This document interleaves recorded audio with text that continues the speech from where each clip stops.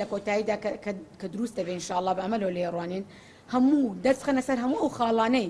کە کارگەکان هۆکارن بۆ پیسبوونی ژینگە هۆکارن بۆ ئەوەی کە تەندروستی هاوڵاتیان لەویا ڕەچاو بکرێت هەموو ئەو چارەسەرانە ئەوان ئاماژەی پێ بکەن چونکە ئەگەر دەست نەخەنە سەر خاڵەکان و ئەگەر داوا لە لایانی تەنفیزی و حکوومەت یاریێمی کوردستان نەکرێت بۆ دەستگرتنی ئەو کارگانەش ئەتوانم بڵێم ئەم کێشەیە بەردەوام بێت هەروەکو خۆی ئەمێنێتەوە یاخود بەردەوامە بێت تاکو چارەسەر نەکردن و ئەم گرفتە بەردەوام گلێوگازندەی هاوڵاتیان و ڕێکخراوە ژینگەیەکان و هەموو ئەوانەی کە لە پێشتر ڕوویاوە بۆتە هۆی دروستکردنی ئەم لیژنەیەکو خۆی بەردەوام بێ بۆیە من بە ئەمەلەوە لایەن ئەڕوانم هیوادارم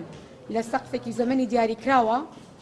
سەرجەمکارەکەیان بە پرۆژێکی متەکامل بێتە دەرەوە و ئەوەی لەسەر ئێمە بێ وەکو لیژنەی پیشەسازی وزەی ئەنجومەن وەکو ئەنجومەنیش کاگازات ئاماژەیدا پێشکرد ئێمە لە خزمەتیانە هەم وەکو نوێنەری خەڵک هەم وەکو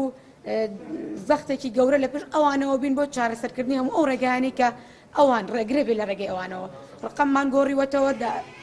هاوکاری خۆمانمان خستۆتە بەردەمیان چی گرفتێک کاتەتە ڕێیان ئێمە